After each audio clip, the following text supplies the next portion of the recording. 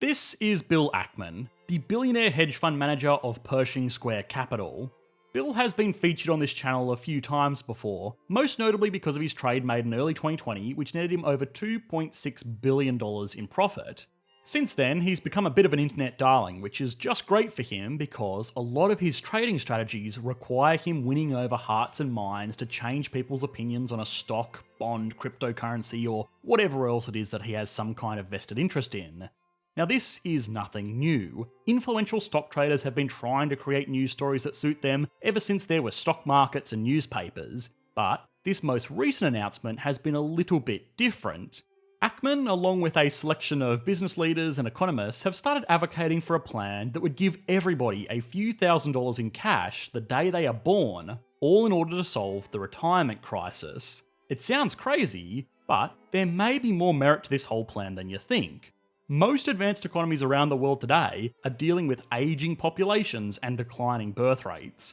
A future where the dependent elderly far outweigh the productive young is fast approaching. Current pension infrastructure may just not be able to cope. We may see a future where the quality of life of elderly citizens rapidly declines, or young people are taxed very heavily in order to support them, neither of which sounds particularly appealing to anyone. So perhaps radical solutions are what we need. And to understand this plan, we are going to need to look at a few key areas. How would handing out money to babies solve problems amongst the elderly? How would nations afford this? And is this actually a sound idea, or just another scheme by some savvy businessman to profit off front page news? This episode of Economics Explained was made possible by our fans on Patreon. If you would like to gain early access to these videos before they're uploaded to YouTube, as well as participate in exclusive Q&A sessions, which are now held every Saturday at 9:30 Eastern Standard Time, please consider supporting our channel at patreon.com/economicsexplained. The age of retirement in most nations has been steadily increasing over decades, almost out of necessity. Government pensions were originally put into place by a select group of advanced nations from the late 1800s to the early 1900s. These were put in place to take care of people that were too old to be able to work, but too poor to be financially self-sufficient. To this day, that's still their core goal. Nobody wants to see our elderly population starve to death in their golden years. But the problem is that when schemes like this were introduced, life expectancies were lower than the age of retirement. The US life expectancy in 1875, when the pension was first introduced, was less than 40 years old. So, only a fraction of the population ever got to a pension check, despite working their whole lives and paying taxes to support them. What's more, is that life expectancy back then was drastically influenced by wealth. Richer people had access to better food, healthcare, and a healthier environment, and they also had the distinct advantage of not working on pre-occupational health and safety factory floors, or as I like to call them, human meat grinders. This meant that of the lucky few who did grow old enough to receive a pension, most of them would have been too wealthy to qualify. Even today, life expectancy does depend a lot on how wealthy you are. The difference in life expectancy between Oglala County in South Dakota and Summit County in Colorado is more than 20 years. That's larger than the difference between the average life expectancy of the United States and Uganda. Studies have concluded that the biggest determinant factor between this disparity inside the nation is income. Now, all of this is to say that as people around the world are getting richer and richer, they are also getting older and older. Life expectancies in modern advanced nations today are hovering around 80 years old, where most pensions kick in anywhere between 60 and 65. This means that on average, the state is having to look after people financially 15 years or more, which is ultimately not sustainable. Most often, state pensions are far more generous than unemployment benefits because the idea is that they provide a comfortable lifestyle to senior citizens instead of providing a living allowance to someone looking for a job. To most people, that is fair enough. But this is an expensive program. In Australia, assistance to aged care along with the old age pension accounts for $75 billion worth of government spending. This is 7 times more than what is spent on regular unemployment benefits and twice as much as what is spent on the military. In the US, pensions for public servants have become a $3.5 trillion unfunded liability, and the news is similar all around the world. Now, one solution is to increase taxes on people still in the workforce in order to pay for this older generation. This might sound like a really bad idea to you, the predominantly working age viewership of this channel, but hear me out. Historically, the burden has fallen on children to directly look after their parents in their old age. Multi-generational housing is still commonplace in most developing nations where pensions are not a thing. If it were a question of paying an extra few percent in taxes or living with the in-laws, which would you pick? I am actually genuinely curious about this. For what it's worth, I am Australian, and multi-generational housing is quite rare here, but I actually quite like the idea, so long as everyone has enough space. So, leave a comment below with which you would prefer and whereabouts in the world you are from. It helps the video in the YouTube algorithm, and it would be really interesting to see. Now, of course, one other solution is to reduce these benefits and let elderly people fend for themselves. Now, socially, this would have some terrible repercussions, but it wouldn't necessarily hurt the overall economy. Hong Kong is a perfect example of this. The city is a glistening beacon of wealth and prosperity, but a large portion of their elderly population live in cages because they can't afford anything more. Now, Mr. Bill Ackman here decided that he didn't want to pay more tax, he didn't want his parents taking up room in his $100 million New York penthouse, and he also didn't like the idea of old folks starving. So, he presented a potential win-win solution. Ackman has proposed giving a few $1,000s to children at birth, which they can only access at the age of retirement, which would be set between 60 to 65 years old. This was a proposal specific to the United States, where the billionaire investor has said that a sum as modest as $6,750 could be sufficient, but obviously the more the better. Other nations adopting a similar strategy would either have to provide more or less depending on their cost of living. This money would then be locked away and invested into a diverse portfolio of assets, which would generate returns of around 8% annually based on historical trends. This would mean that everyone would have a comfortable nest egg to retire off by the time they were no longer able to work themselves. Now you might just say, well, this sounds like a socialist 401k, and there are similarities, but there are also some key advantages to this scheme. For starters, it covers people who would not be in a financial position to contribute to retirement savings of their own volition, but it's also a cheaper solution. Giving a few $1,000s to newborns once is a lot cheaper than giving tens of thousands of dollars to elderly people for as long as they live. Based on the number of newborns in the USA in 2019, this scheme would cost around $150 billion, which is far less than the hundreds of billions that are attributed to old age welfare between the federal government and the states today. It shifts the revenue burden from the taxpayer to the financial markets, which is another big win. We have said it time and time again on this channel that the stock market is not the economy, and one can sometimes do really well while the other is doing really poorly. Perhaps never has this been more apparent than in 2020. By giving all citizens of a nation investment into that nation's companies, they have a portfolio to call their own and will share in the collective success of capitalism, rather than being left behind by it. This alludes to the biggest benefit of this scheme over more traditional retirement vehicles: time. Due to the marvels of compound interest, we can reverse engineer that $6,800 at birth, given current market rates of return, would give people around $1.2 million at the retirement age of 65. At that point, they could draw a yearly income of $92,000 without reducing the size of their portfolio at all. Now, of course, after we've factored in inflation, $92,000 in 65 years won't be quite as generous as $62,000 today.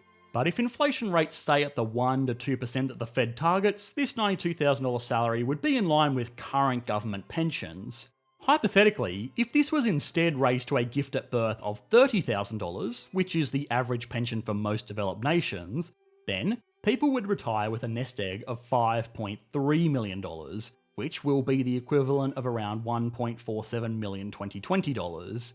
It would be achieving this while still being, on average, 15 times cheaper to implement in the long run.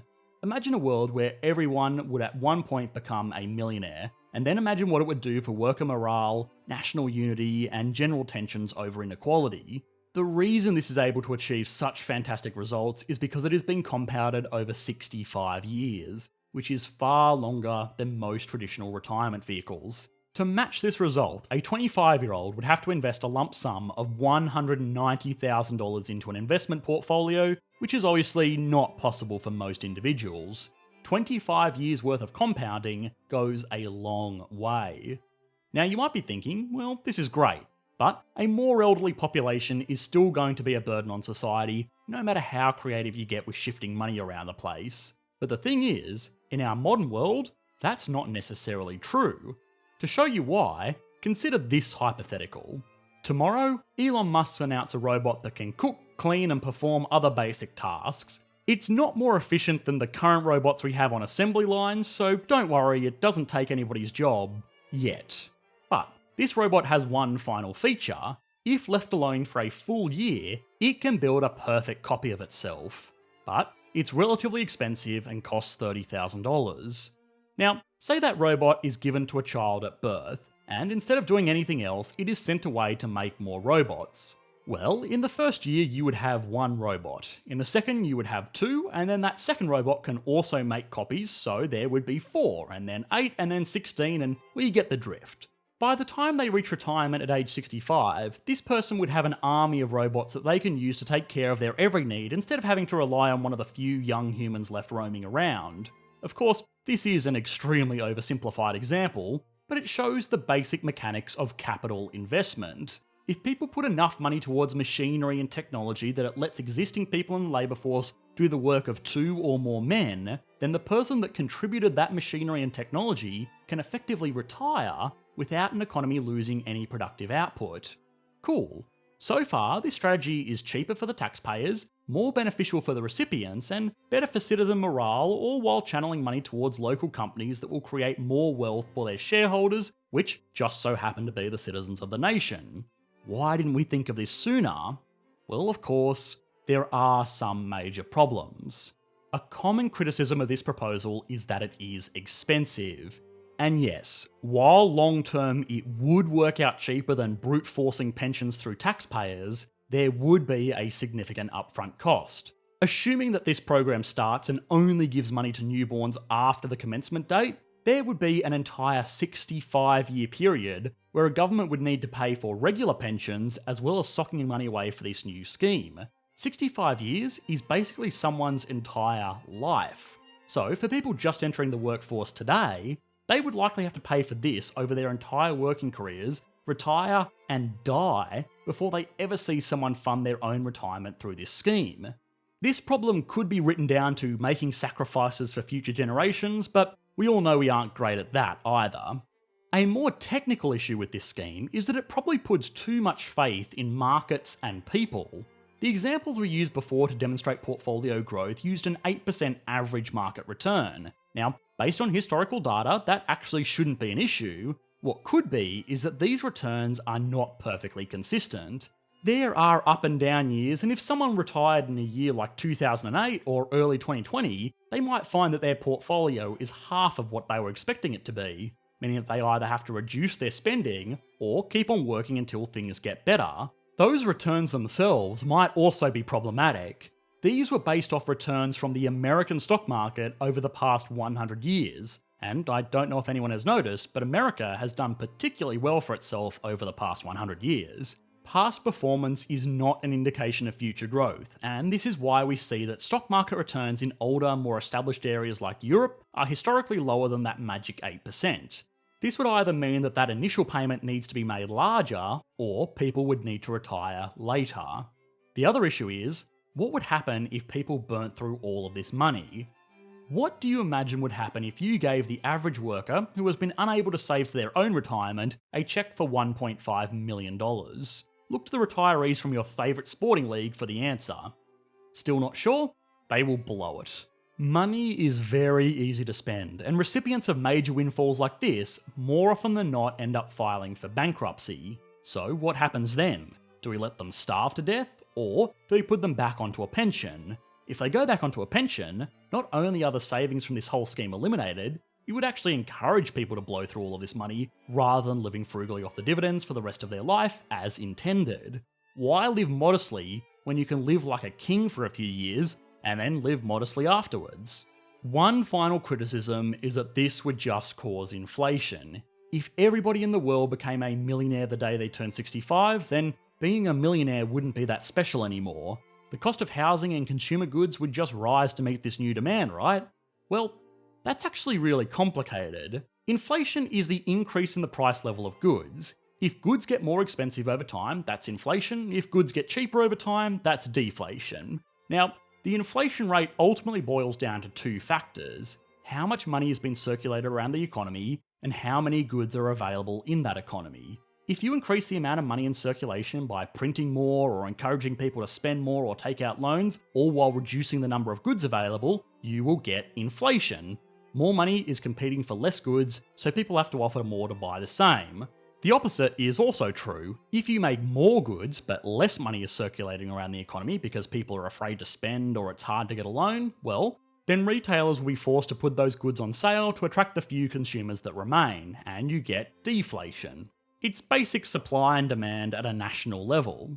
Also, a quick side note is that demand is determined by money in circulation, not the total amount of money. You could print trillions of dollars every day, but if that just sits in a vault, it won't impact the economy at all. You may hear this referred to as the velocity of money, and I need to make this distinction because it's really interesting, and the comments section will shout at me if I don't. Why this is important to the debate over our proposed retirement scheme here is that everyone with their newfound wealth will certainly influence this money in circulation, right? And well, yes, they will, but not as much as you might think. These people have become rich because they have invested in public companies over a long period of time, not because it was printed out of thin air. With more investment, these companies will be able to make more products and balance out this extra cash in circulation with extra goods in circulation. The one distinction will be fundamentally supply-constrained goods, where you can't make any more of them no matter how many factories exist. The most notable example of this will be land for real estate. Overall, it still sounds like a feasible plan, or at least one that sounds a lot less crazy than it might first appear. But as always, leave a comment and let us know what you think is a more workable solution. Now finally, as for Mr. Ackman here, what does he personally have to benefit from spending so much of his extremely valuable time pushing this agenda? Well, if we were to retitle this article, "Hedge Fund Manager Desires Government to Adopt a Predictable Large-Scale Stock Purchase," you might get a slightly clearer picture. Of course a billionaire investor wants continuous government investment into the stock market. It will make him far richer than any of those retirees. Hi guys, I hope you enjoyed the latest video. If you did, please consider liking and subscribing. This video is made possible by our patrons over on Patreon, so if you enjoy these videos, please consider supporting the channel like these awesome people did. Thanks guys, bye.